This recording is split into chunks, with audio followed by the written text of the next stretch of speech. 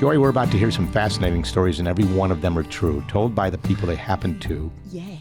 Thanks to Mike Stith and One Legacy, onelegacy.com. Mike, thanks for joining us today. Well, thank you very much. It's a pleasure to be here. Where'd you get the idea for this, and how did it come about? Really, it's a story that began with my mom and I. As she got older in life, I got to spend a lot of time, probably almost a year, with her in and out of care centers and hospitals, and got to spend a lot of time talking to people. And when you're at the hospital for that long a period of time, you really start looking for conversations and things that really stir things up or just make things interesting for her. Sure. So I started asking her questions about her life, and that was really the only thing that really got her excited, and really motivated. And she was really in a lot of pain, and so I was just really proud that she was starting to sit up and she was being, talking about her pets, her when she first met my dad, and her parents. And probably so it really stuff started. You never heard before, right? Never heard of it. And Isn't that my amazing? sisters and brothers to this day have probably never heard it. Right. And then I found something really unique is when some of the people that she roomed with,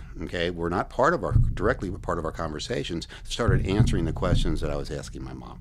And I realized there is a really need. You walk down the hallway of a care center, and a lot of facilities or hospitals or hospice centers, you see a lot of people sitting by themselves. Yeah. And it's just, I took the opportunity to just, people, complete strangers, I was able to go up and just ask them a question to tell me about, where you came from, and, what about your younger days They in your all life? have stories. They all have legacies. There was never someone that said they didn't want to tell a story. So now what? You took all these stories and put them in a book, or what?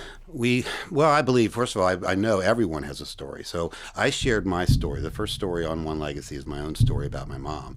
And then as I've been meeting people, I invite them to, like I said, when I start talking about One Legacy, most of the time people will have a story of their own about a family member, or about somebody who's been ill, or a friend, So I started collecting these stories. And that's when I realized that, there's a community need, and it's really for greater good. And I believe, I just realized that, you know what, I could probably sustain a business by doing this. Are you? Are you making money doing Yeah, what this? is the business? We are the business end of this as I'm a community-minded person. I like to get the entire community involved. We know we have got a really valuable activity for care centers. That's one of the part of our business. Care centers are talking to us about implementing our activity at their center, and then we have local sponsors. I have a local sponsor, in the Eureka area that's actually now funding some events for us. So we're looking for community, and we're looking for sponsors from every which way. We produce books. I'm a story publisher, and we have a lot of materials. We also have a playing deck of cards that actually have topical questions on them. To help facilitate the process. It's magical if you can only see that. So we ask questions based on what questions are on these cards.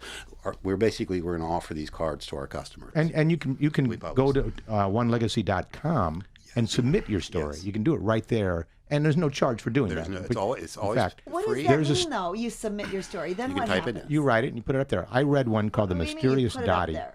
Oh, you can go to the site and see them. There's one up there called The Mysterious Oh, Dottie. so it's just there for everybody to go and read and see. Right, Yeah, exactly. And I read this one this morning called Right. The Mysterious Dottie. I heard. And I want to tell you, Joy, this story, yeah. you got to read.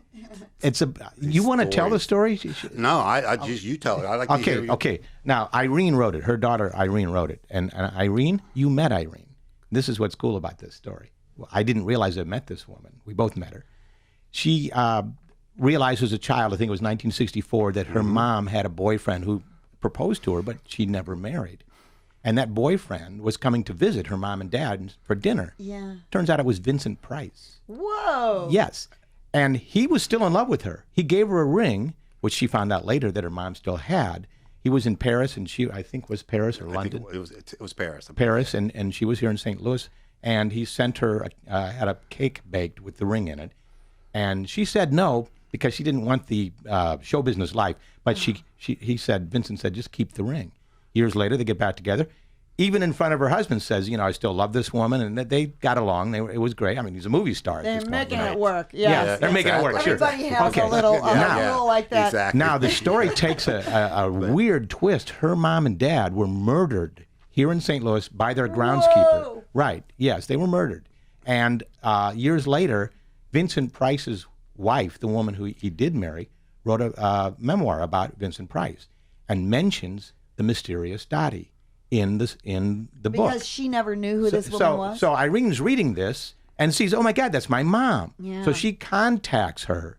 I hope I'm getting this story you're right. right. This is before Facebook. Yeah, right. It is true. Contacts her and says, hey, I know who the mysterious Dottie is. And she gets real excited and says, that's my mom. So they meet. She comes here.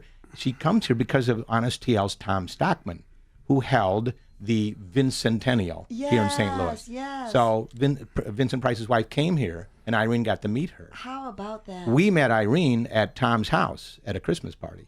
Oh my! I know, it's this crazy. This is all too small worldy. World. Yes, It's totally. But and that's the funny thing is, I didn't know any of these people. Okay, they contacted me through one of our programs, and it was just they were so excited to be able to tell this story, and that's just and we're getting this. I don't know. 99% of these people, I don't know these stories. We've had stories coming in from 4 different countries. Amazing. And most people I talk to have a story they want to tell, so we coach them as much as possible. But you just go online, and it's an easy to use form, and fun, and they're fun to read. And go read. You type this form in, and magic happens. It's so nice. Actually, it is magic because if you don't wait until your loved one is on death's bed, right? Because they are gone. Exactly. Because then you can't ask them all the things that you didn't know. Same thing happened to me where my mom had passed away already, and one of the relatives came and said, "Oh, your mom was in love with this boy," and she ran away, and that's why she went to Alaska because she wanted to get away. They broke up, and I'm that's like, important what? information. I had no idea. Exactly. So what we do, and that's we hear these stories all the time. Well, I'm a publisher, and what I like to do is the first opportunity is we publish books. Okay, so especially for care centers or groups that get together a lot, and especially families, we'll take your stories, regardless of how we receive them. We'll publish them into a binder of stories for your group.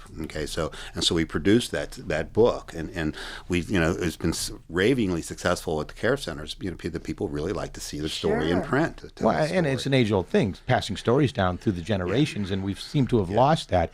Thus, onelegacy.com. Now, if you're an activities director for a retirement home, how would they reach you to book your company to come there? They could obviously go out to onelegacy.com. That's our preferred. They can send me an email at mstith@onelegacy.com. And we're doing some promotions, local promotions.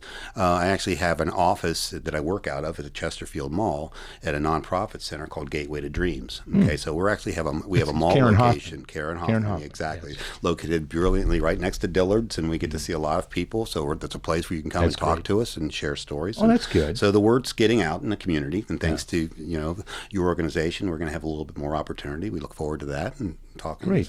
So that's and the stories from the care centers has just been spectacular. It's just And you're also on Facebook at One Legacy LLC. That's the fastest way to find it. Absolutely, that's a fast way. We'd certainly appreciate you coming out and liking us if you like the stories, and post your comments, and of course post your stories. That's so nice. It's such a nice thing you're doing. Thank you so much. Thank you, Mike. Thanks for doing it. Well, thank you. I really do appreciate it. It's so much fun. You could probably tell. Oh yeah. So you just get paid to listen. It's pretty cool. It's pretty cool. So, thank you.